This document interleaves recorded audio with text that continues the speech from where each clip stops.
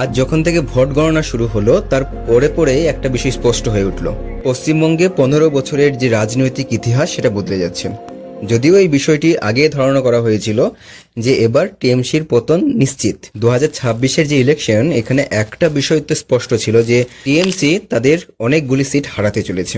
এখনো পর্যন্ত যা রিপোর্ট তাতে দেখা যাচ্ছে যে বিজেপি ২০০রও বেশি আসন জিততে পারে, আর অন্যদিকে টিএমসি ৯০ পর্যন্ত পৌঁছাতে পারবে কিনা সন্দেহ আছে। তো এই যে টিএমসির যে পতন আর বিজেপির উত্থানের পিছনে বেশ কয়েকটি কারণ বিদ্যমান। দু একটি কারণ আমি এখানে উল্লেখ করতে চাই। তো প্রথমে টিএমসি কে দিয়ে শুরু করা যাক। টিএমসি পতনের মূল দুটি কারণ যদি আমি রাখি, তাহলে একটি হচ্ছে ২০১১ সালে যখন মমতা ব্যানার্জি ক্ষমতায় আসেন তখন বেশ কয়েকগুলি প্রতিশ্রুতি তিনি দিয়েছিলেন, যেগুলি পূরণে তিনি পুরোপুরিভাবে ব্যর্থ হয়েছিলেন।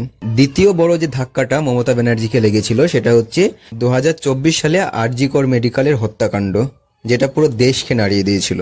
এছাড়াও আরো কয়েকগুলি বড় ফ্যাক্টর হচ্ছে যে চাকরি কেলেঙ্কারি, পরীক্ষার নিয়োগ দুর্নীতি, আনএমপ্লয়মেন্ট রেট বৃদ্ধি, এই সমস্ত কারণগুলি টিএমসি কে হারানোর জন্য যথেষ্ট ছিল।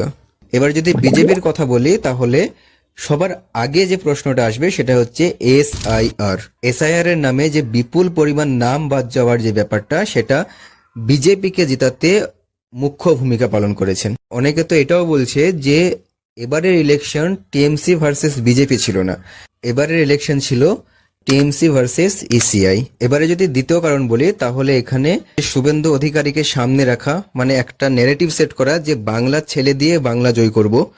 দ্বিতীয় হচ্ছে যে মতুয়া সম্প্রদায়কে সিটিজেনশিপ দেওয়ার যে প্রতিশ্রুতি, কিংবা ঠাকুরনগরের মোদির সভা বিজেপিকে জেতাতে অনেকটাই সাহায্য করছে। যাই হোক, ২০২৬-এ আমরা অনেক বড় একটা বদল দেখতে চলেছি। তো এক্ষেত্রে আপনার কি মনে হয় কোন কারণের জন্য বিজেপি জিতছে এবং কোন কারণের জন্য টিএমসি হারছে? আপনার মতামত জানার অপেক্ষায় থাকলাম।